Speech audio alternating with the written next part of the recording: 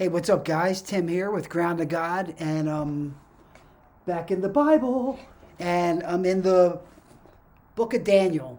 So, a lot of people know Daniel as, oh yeah, Daniel in the lion's den, and he's the guy that escaped the jaws of the lion.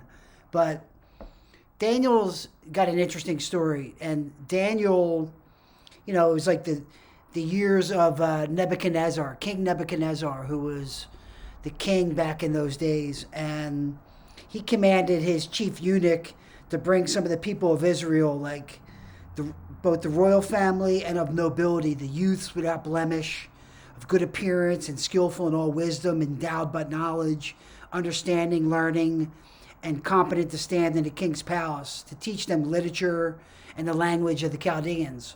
So Daniel, who actually his name was Belteshazzar back in that days, and Hananiah, also called Shedrak, and Mishael, also called Meshack, and Azariah, who they called Abinego.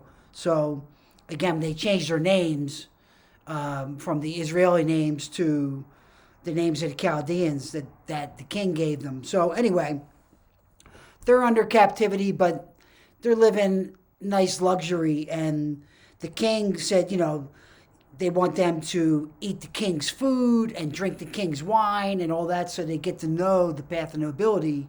But Daniel was resistant, and he did not want to defile himself with the king's food or with the wine that he drank. So he asked the chief eunuch to allow him not to defile himself. And then God gave Daniel favor and compassion in the sight of the eunuch.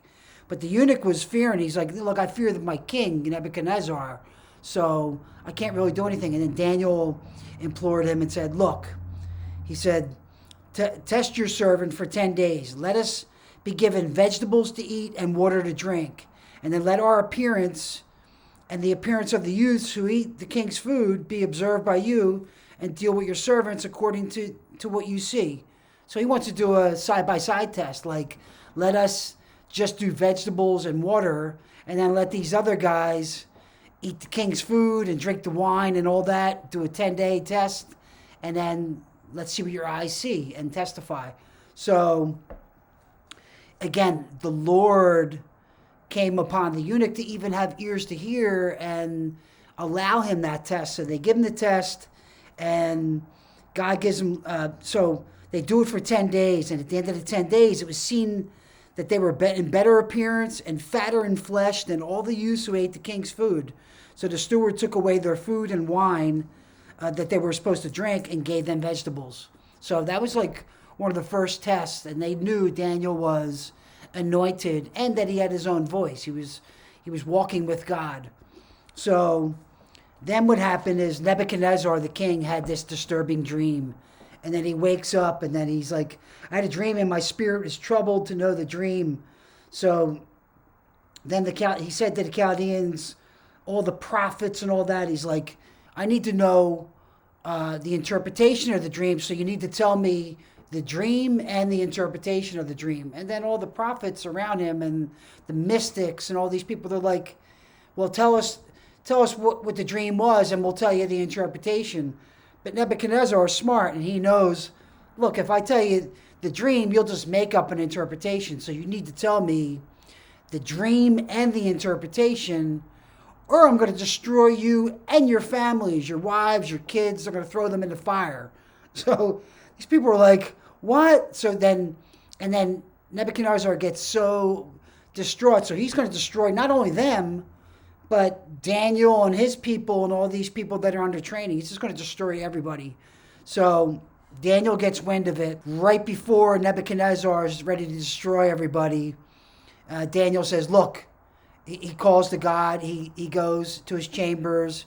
He speaks to God. And then he comes to the chief eunuch and says, look, my God of the heavens gave me the interpretation, so put me in front of the king. So this is like their last hurrah, their last hope, Daniel and his boys.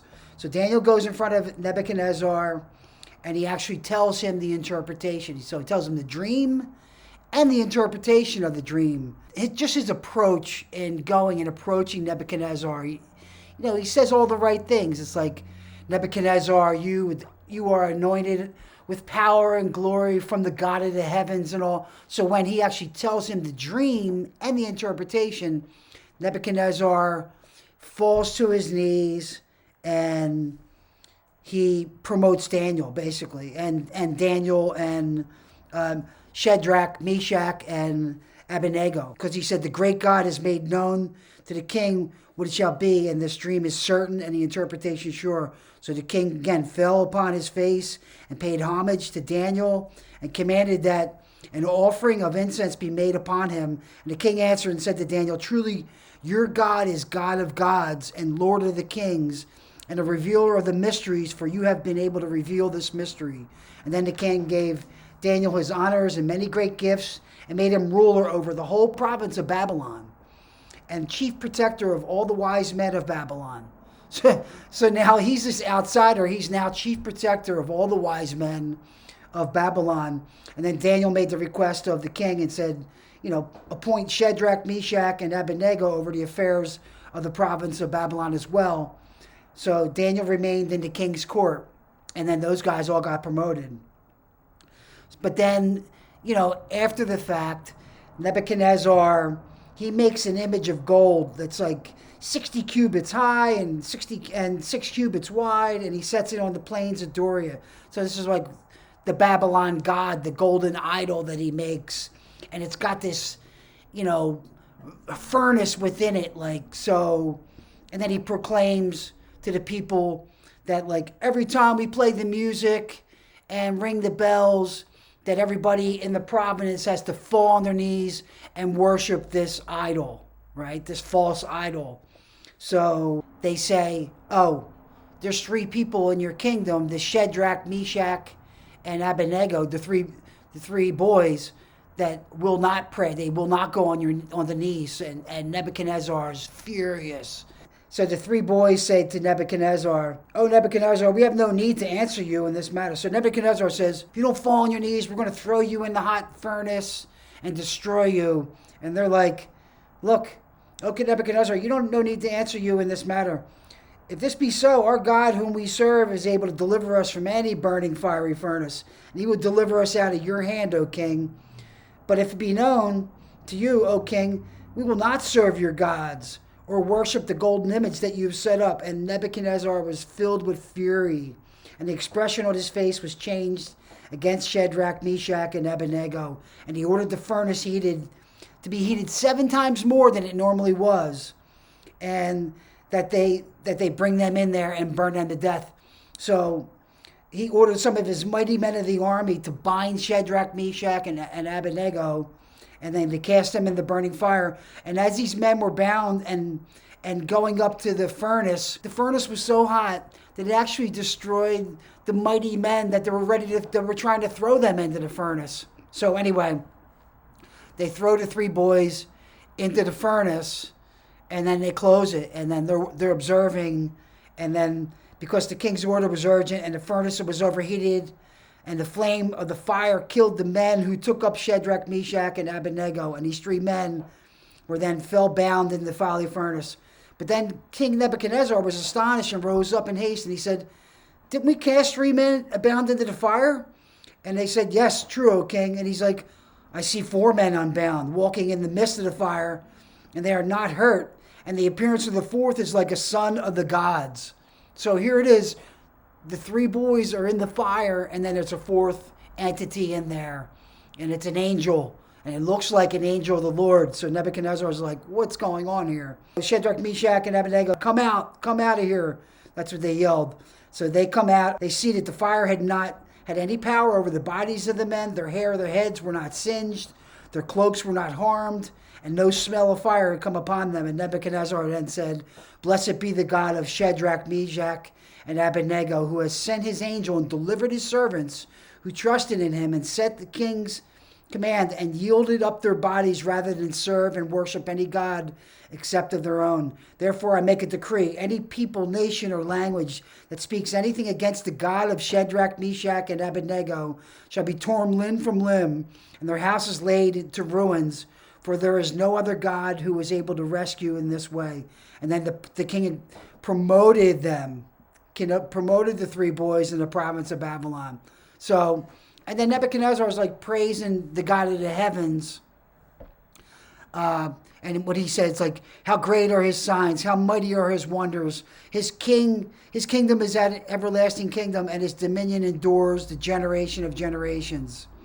But then Nebuchadnezzar is still disturbed. He's losing his mind and eating grass and, cast it out as the king. So they put a new king in place, Darius. And then what happens is the mighty men of the Chaldeans, they're again trying to set Daniel up. They want Daniel out. They basically pass a law saying that nobody can pray for like 30 days to any outside gods and all. And then they know Daniel each day, 3 times a day, he's out on his balcony, falling to his knees, praising to the God of heaven. So they do surveillance on him. They pass this law. They basically narc on Daniel and then tell King Darius, like, Daniel's defying you. He's praying openly. He needs to be destroyed. So then Darius is like, I don't want to do this, but it's the law. So he throws him into the lion's den and then puts a stone over the top of it. And then he prays all night because he's disturbed. He can't sleep. He's disturbed. And then in the morning, Darius comes. At the break of day, the king arose and went into haste in the den of lions. And as he came near the den where Daniel was, he cried out in a tone of anguish. The king declared to Daniel, "O Daniel, servant of the living God, has your God, whom you serve continually, been able to deliver you from the lions?" And Daniel said to the king, "O king, live forever. My God sent his angel to shut the lion's mouth, and they have not harmed me, because I was found blameless before him and also before you. O king, I have done no harm." Then the king was exceedingly glad and commanded Daniel to be taken out of the den. And then Daniel was taken up out of the den, and there was no harm found upon him. And the king commanded that the men who maliciously accused Daniel were brought and cast into the lion's den, they and their children and their wives. And before they even reached the bottom of the den, the lions overpowered them and broke all their bones into pieces. So, Daniel was so anointed, and he was so faithful to God. Same with the 3 boys. So anointed, so faithful to God. And that's it. Like, if you're faithful to God, he's got your back. He's got your back, and he will pull you out of the fire. He will pull you from the jaws of the lion and the lion's den. All right, guys. I love Daniel. Love the Bible. I love my God. This has been Tim with Grounded God. Breathe well. Keep grounding again to God.